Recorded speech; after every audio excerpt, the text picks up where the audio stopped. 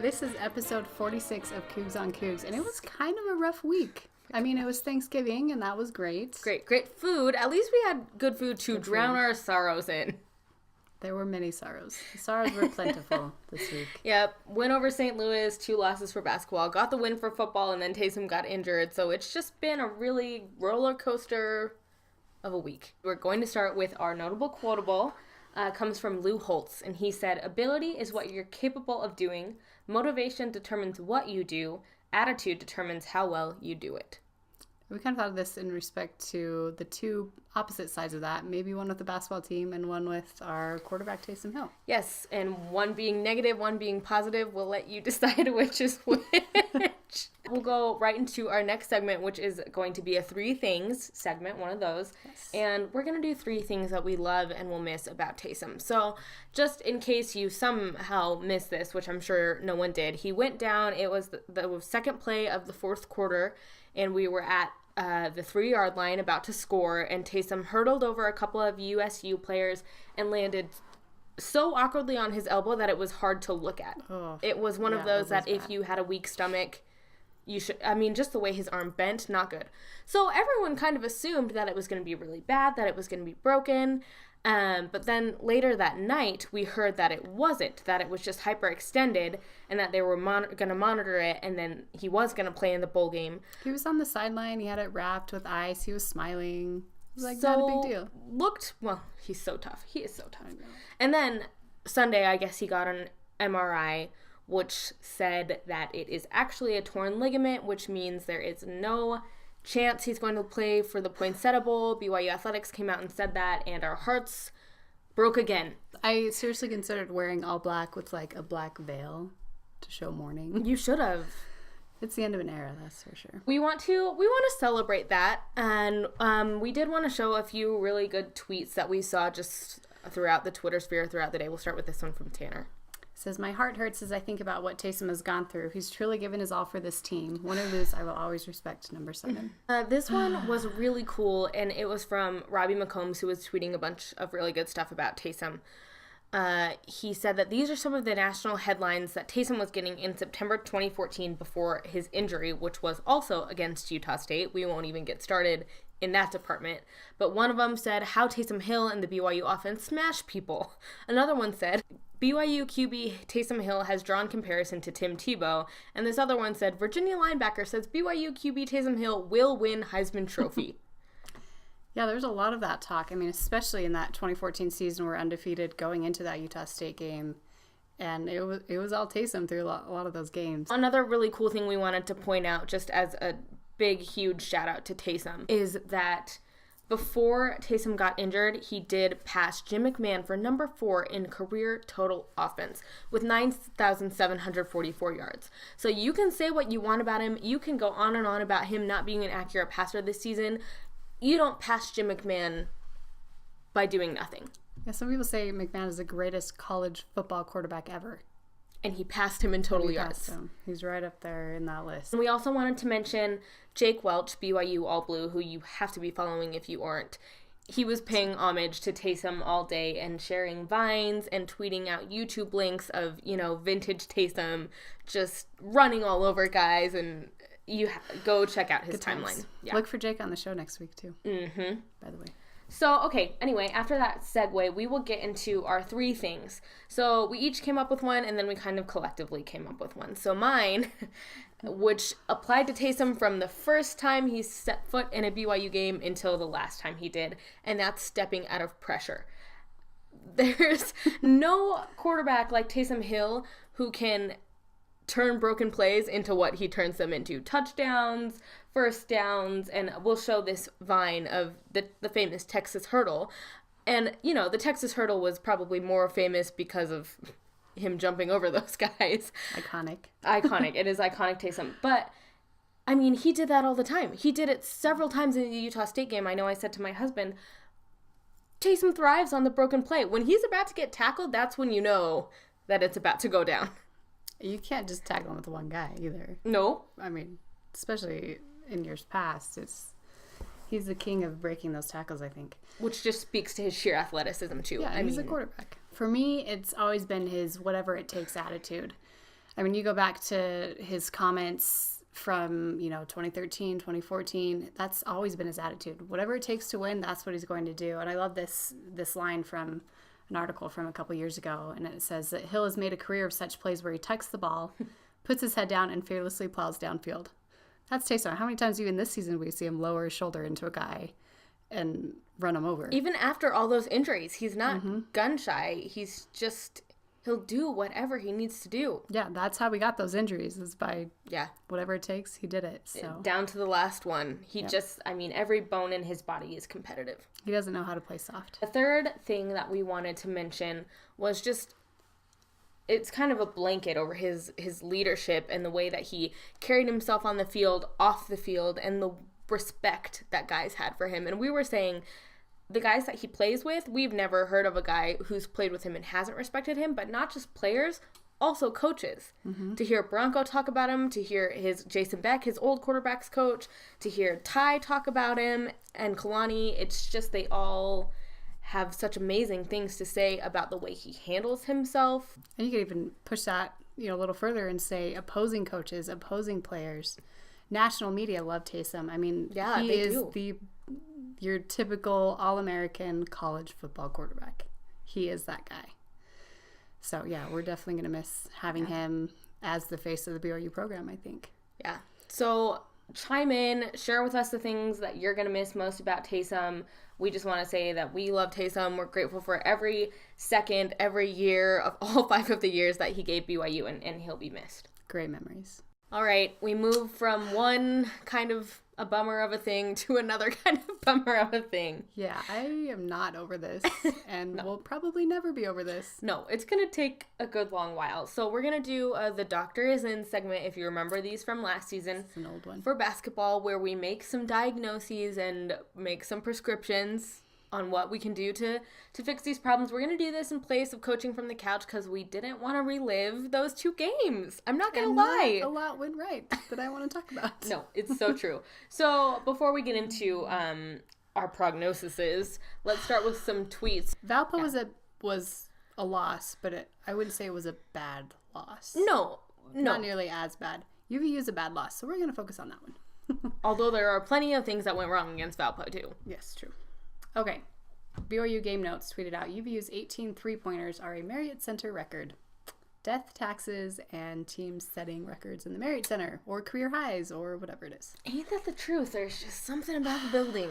The next one we have is a quote from Nick Emery that actually made me feel slightly better after the loss. I mean, I still feel really bad.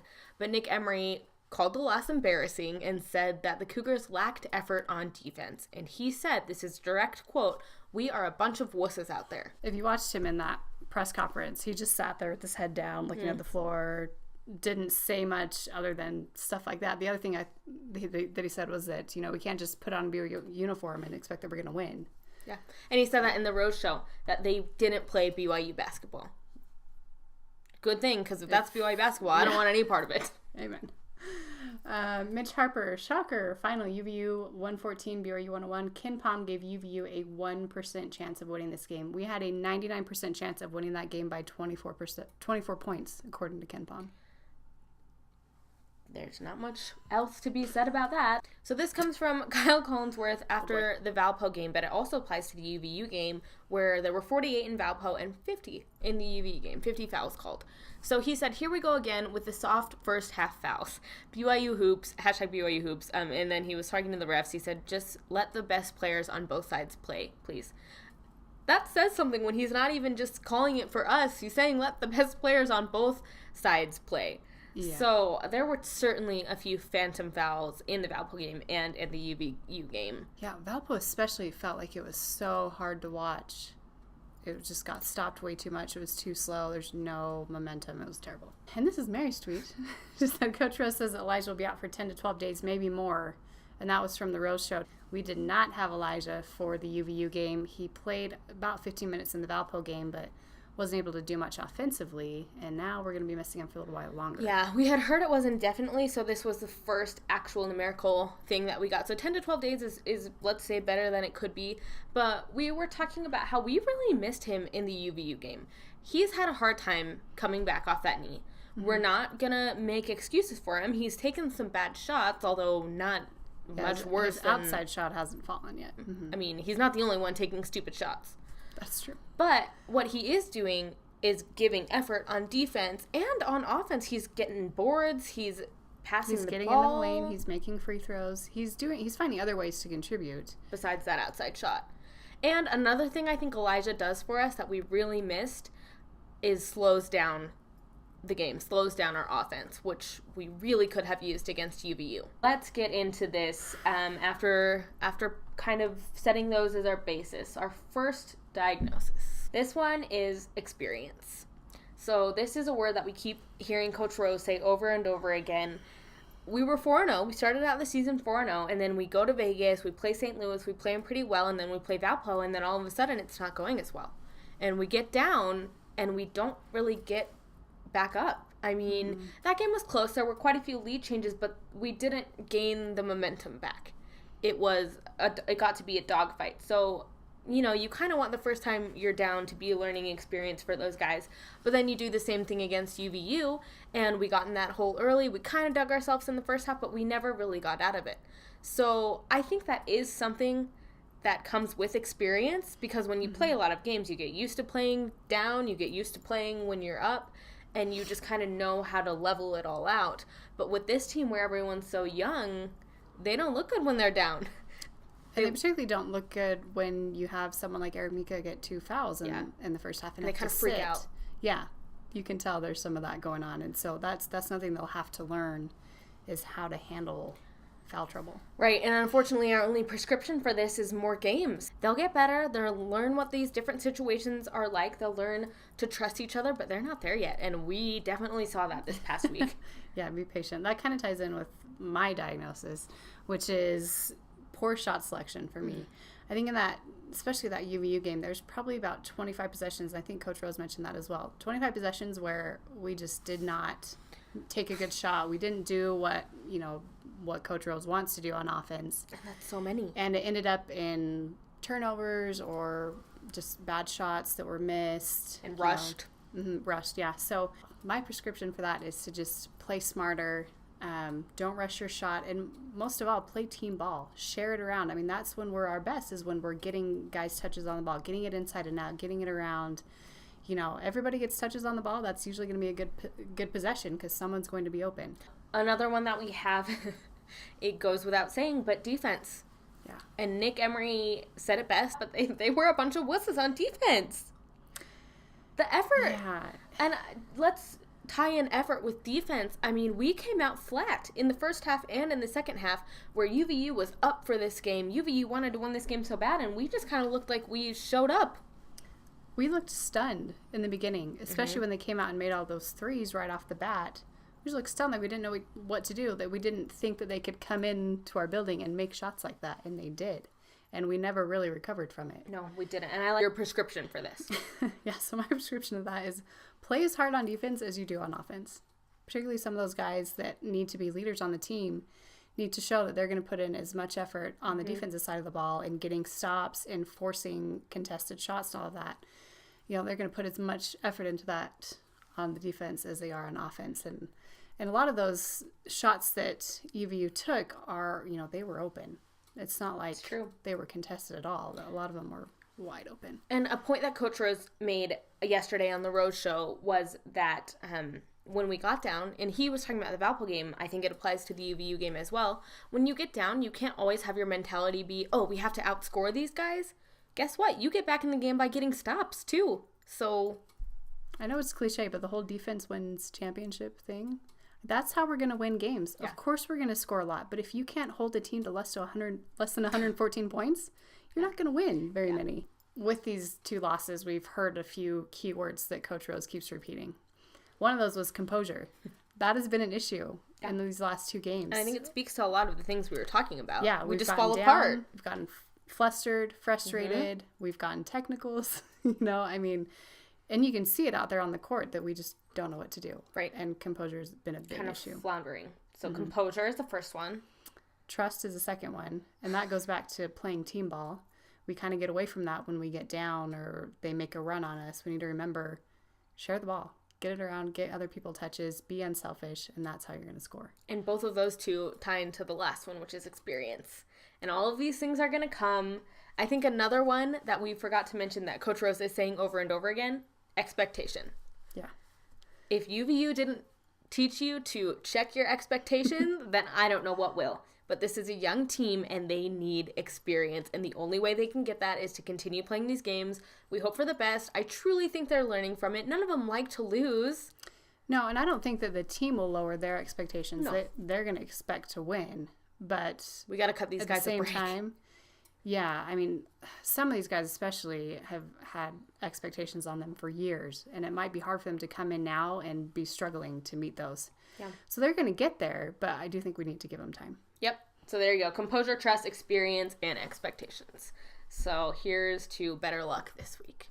Coaching from the couch for football this week. Finally getting to that. So we won 28-10 against Utah State on senior night at LaVelle Edwards Stadium. Really, it's sad to think about this game. I mean, it's good that it was a win. Always good to, get the wagon wheel. But for me, the biggest takeaway was just Taysom. Oh, same. I mean, why is it that we can't separate Taysom and Utah State?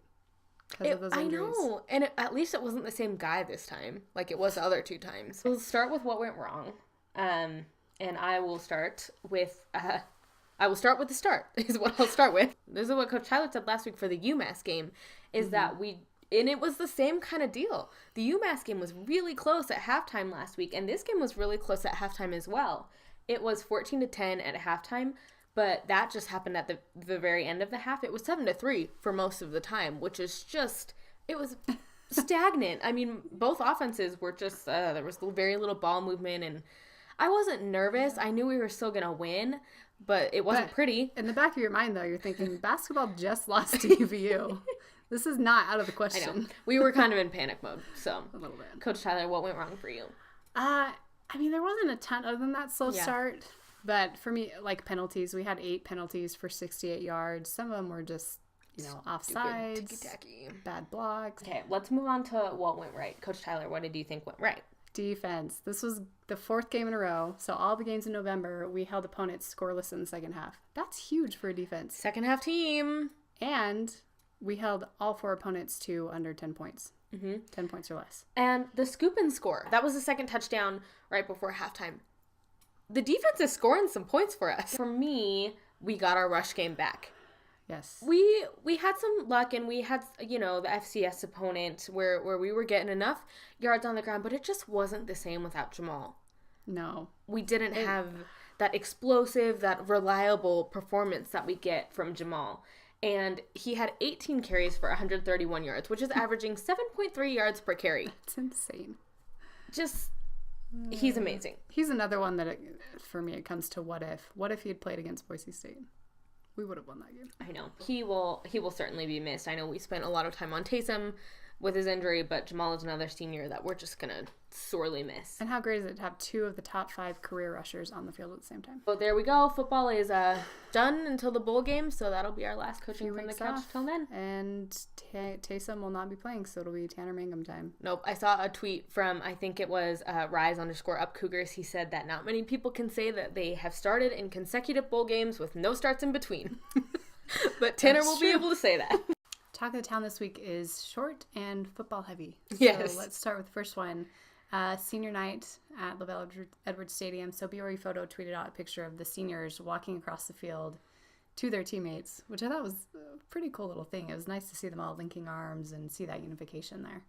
Yeah, it's a cool picture, and they will all be missed. There's quite a few of them. Yeah, there's some big roles to fill next year. Speaking of our seniors, this is another tweet from Harvey Longie's wife, Cassidy, and she... the main reason we wanted to show it is because you can hardly see Harvey for how covered he is in lays. You gotta love it. He is loved. Jay Drew tweeted out that BYU safety Kai Nakua is one of 5 finalists for the Polynesian College Football Player of the Year award.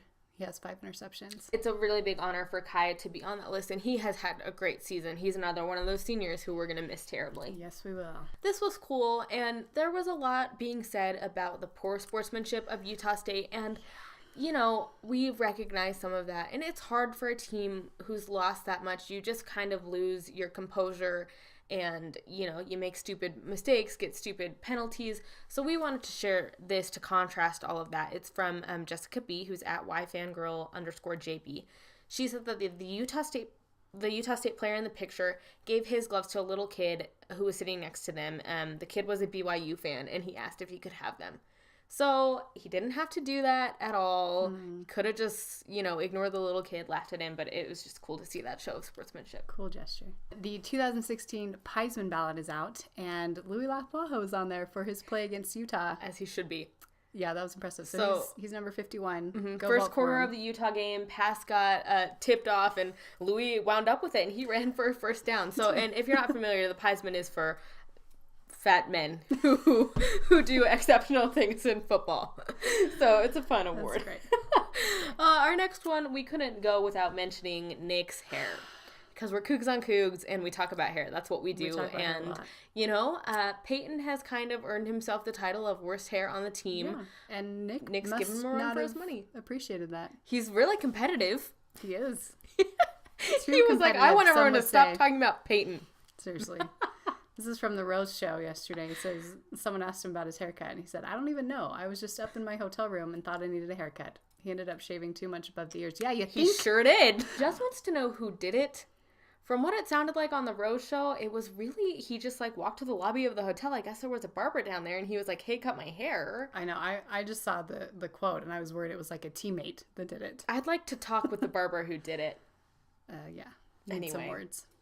Let's hope it grows back quick. Sorry, Nick. But just saying, also, we're 0-2. Yeah, exactly. I mean, we're not saying, we're just saying. As for what's next, no more football, like we said, until December 21st. So that's it until the bowl game. But we've got basketball, which will hopefully make us happier than it did last week.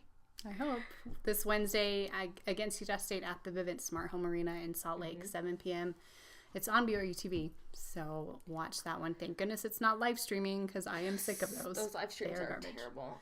If you have a Rock Pass, you get 2 for free. I don't think it's very expensive to go, even if you don't have a Rock Pass. So show up, because you know Utah State fans are going to. These interstate games, if UVU taught you nothing, the opposing team gets up for these interstate games. So let's do the same and show up. As for Saturday, this is one Jess and I are really excited about, because we're headed out to LA. BYU is taking on USC in the Staples Center. This is part of the Hoop Hall Classic. So Arizona and Gonzaga play first, and then we follow up by playing USC. And this is going to be at 6 o'clock in Utah, and that's going to be at ESPNU. We want to wish the women's volleyball team good luck in their NCAA tournament. Starting on Friday, they're taking on Princeton at home. And if they win and Utah wins, there's a chance they rematch with Utah on Saturday. Pretty cool. Yes. So and they lost to Utah in 5 sets earlier this year, so I'm sure they're anxious to get that rematch. Yep, but Princeton first, so best of luck to the Lady Cougs. As for our sponsors this week, we just have one, and we wanted that sponsor to be Elsie and the whole Mahe family. We're just inspired by their attitude throughout this tragedy that their family is experiencing, and we are thinking of all of them and praying for them. I'm sure they feel the love from Cougar Nation. You always stay loyal to the white and blue. For Jess, I'm Mary. We'll see you next week.